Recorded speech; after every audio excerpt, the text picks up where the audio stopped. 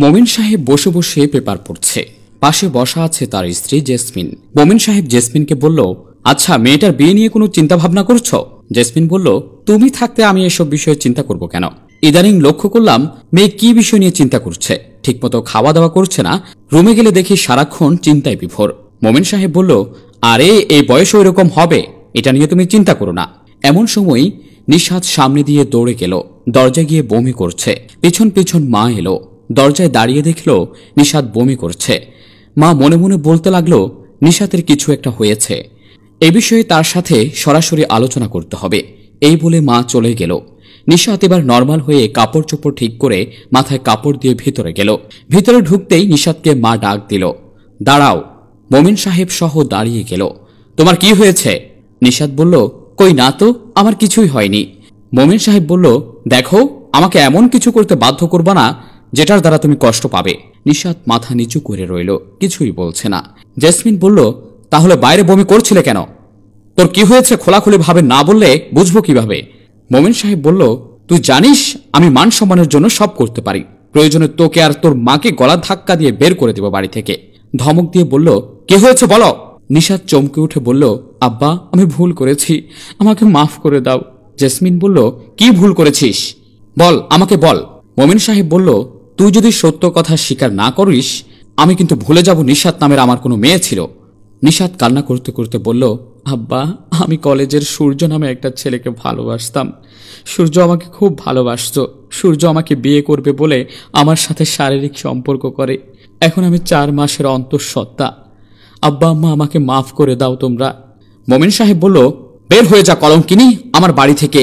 যে মেয়ে মা বাবার সম্মানের কথা একটু চিন্তা করলো না, এরকম সন্তান থাকার চেয়ে না থাকা অনেক বেশি ভালো। আজকে থেকে আমি মনে করব আমার কোনো সন্তান ছিল না, আমি নিঃসন্তান। বের হয়ে যা। মা জেসমিন কান্না করতে লাগলো। মোমিন সাহেবকে বলল, ওগো, মেয়ে যখন ভুল করে ফেলেছে এবার মতো মাফ করে দাও। মোমিন সাহেব বলল, জেসমিন, নিশাতের বিষয়ে কোনো কথা বললে তোমাকেও তালাক দিব।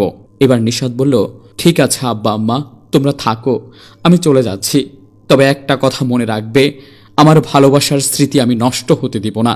এই স্মৃতি নিয়ে আমি বেঁচে থাকব। এই কথা বলে কান্না করতে করতে নিশাত বাড়ি থেকে বের হয়ে গেল। কেটে গেল 8 বছর।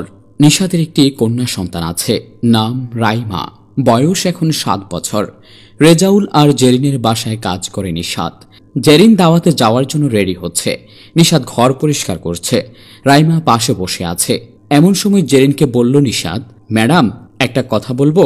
জেরিন বলল, বল, কোনো রাগ করবেন না তো? জেরিন বলল, না, রাগ করব কেন, বল। নিশাত বলল, আমি দীর্ঘ 7 বছর ধরে আপনাদের বাসায় কাজ করি। এই এলাকায় আমার আপন বলতে কেউ নাই। জেরিন বলল, এত পেঁচিয়ে না বলে সরাসরি বল, কি বলবি? আমি চাইলাম সাহেবকে বলে যদি আমার মেয়ে রাইমাকে একটি স্কুলে ভর্তি করে দিতেন। জেরিন বলল, ও আচ্ছা, এই কথা। তুমি চিন্তা করিও না, সাহেব আসলে আজকে আমি বলে দিব তোমার মেয়েকে ভালো একটা স্কুলে ভর্তি করে দেওয়ার জন্য। এমন সময় অফিস থেকে আসলো রাজা সাহেব। এসে বলল, কি হলো, কি করছো তোমরা? জেরিন বলল, নিশাত বলছে তার মেয়েকে একটি স্কুলে ভর্তি করে দেওয়ার জন্য। রাজা সাহেব বলল, অবশ্যই, এটা তো খুব ভালো কথা। তাহলে তুমি কালকে রেডি থাকবে, আমি তোমার মেয়েকে একটি স্কুলে ভর্তি করে দেব। এবার নিশাত খুশি হয়ে বলল, ধন্যবাদ সাহেব, তাহলে আমি আজকে আসি। জেরিন বলল, হ্যাঁ যাও, কালকে তাড়াতাড়ি চলে আসবে কিন্তু। নিশাত বলল, ঠিক আছে ম্যাডাম। এই বলে চলে গেল। নিশাতের মেয়ে রাইমাকে নিয়ে বাসার দিকে রওনা দিল। যেতে যেতে রাস্তায় রাইমা বলল, আচ্ছা মা, আমাকে একটা কথা বলবে? নিশাত বলল, বলবো, বল। আমার বাবাকে। কি তার পরিচয়? নিশাত বলল, তোকে একবার মানা করেছিলাম না, তুই বাবার কথা জিজ্ঞেস করবি না। রাইমা বলল, সবার বাবা আছে, শুধু আমার বাবা নেই। আমি সাহেবের সাথে স্কুলে যাব না, আমি আমার বাবার সাথে স্কুলে যাব। আমার বাবাকে এনে দাও, না হলে আমি ভাত খাবো না, স্কুলে যাব না। রাইমা কাঁদতে শুরু করল। এদিকে নিশাতও কান্না শুরু করে দিল। নিশাত রাগ করে রাইমার গালে একটা থাপ্পড় দিয়ে জড়িয়ে ধরে বলল, আয় বাসায় আয়, তুই আর আমাকে কত কষ্ট দিবি। এবার রাইমা বলল, মা তুমি কেঁদো না, আমি আর কোনো দিন বাবার কথা জিজ্ঞেস করব না। দুজনে বাসার দিকে চলে গেল। পরের দিন রাজা সাহেব স্কুল গেটে গেল রাইমাকে সাথে নিয়ে স্কুলে ভর্তি করে দেওয়ার জন্য। হঠাৎ সামনে পড়ল স্কুলের প্রধান শিক্ষক সূর্য সাহেব। রাজা সাহেব জিজ্ঞেস করল, কেমন আছেন সূর্য সাহেব? বললেন, ভালো আছি। কোথায় যাচ্ছেন? রাজা সাহেব বলল, যাচ্ছি তো আপনার ওখানে। সূর্য সাহেব বললেন, আমার এখানে কেন? রাজা সাহেব বললেন, আমার বাড়িতে এক মহিলা কাজ করে, এটা তার মেয়ে। আমি চাই আপনার স্কুলে ভর্তি করিয়ে দিতে। এবার সূর্য বললেন, ও তাই? মামুনি, তোমার নাম কি? আমার নাম রাইসা। তোমার বাবার নাম কি? এবার রাইসা মুখ কালো করে ফেলল। রাজা সাহেবকে বলল, সাহেব, আমি স্কুলে ভর্তি হব না। রাজা সাহেব বলল, কেন রাইমা?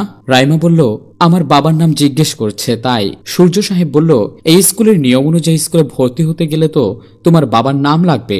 কেন, তোমার বাবা নেই? রাইমা বলল, আমার বাবাকে আমি কোনো দিন দেখিনি। তোমার বাবার নাম জানো না? রাইমা বলল, জানি না। তাহলে কি মারা গেছে? রাইমা বলল, জানি না। সূর্য সাহেব এবার বলল, বিদেশ থাকে? রাইমা বলল, জানি না। এবার সূর্য সাহেব রাজা সাহেবের উদ্দেশ্য করে বলল, সরি ভাইজান, আমাদের এখানে ম্যানেজিং কমিটির নিয়ম, পিতার নাম ছাড়া কোনো ছাত্রছাত্রী ভর্তি করা যাবে না। এই কথা বলে সূর্য সাহেব চলে গেলেন স্কুলের বাহিরে।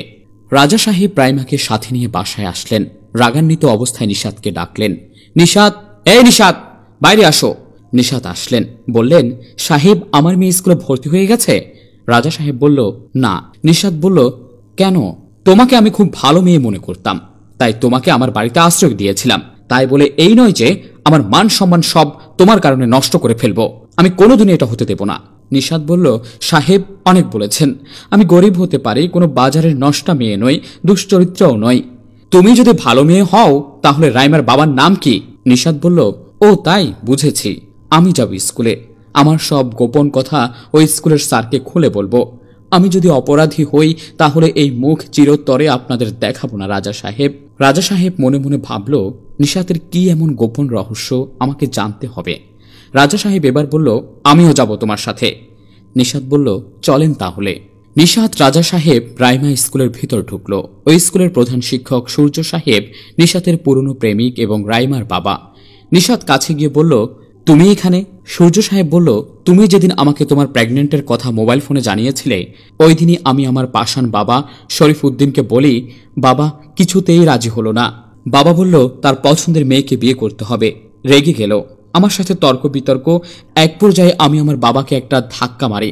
বাড়ি থেকে বের হয়ে তোমার কাছে যাচ্ছিলাম, হঠাৎ একটা পুলিশের গাড়ি এসে আমাকে অপরাধী মনে করে ধরে নিয়ে যায়। 5 বছর জেল খেটে বের হই। তোমাকে অনেক খুঁজেছি, কিন্তু কোথাও পাইনি।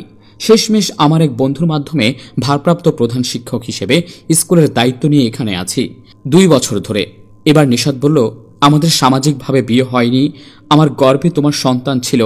কথা আমার বাবা মা জানার পরে আমাকে দূর দূর করে বাড়ি থেকে বের করে দিল। আমি অনেক কষ্টে রাজা সাহেবের বাসার কাজ করে জীবন যাপন করি। আমার বিশ্বাস ছিল একদিন না একদিন তোমাকে পাবো। এই আশায় আজও বেঁচে আছি। এই রাইমাই তোমার মেয়ে।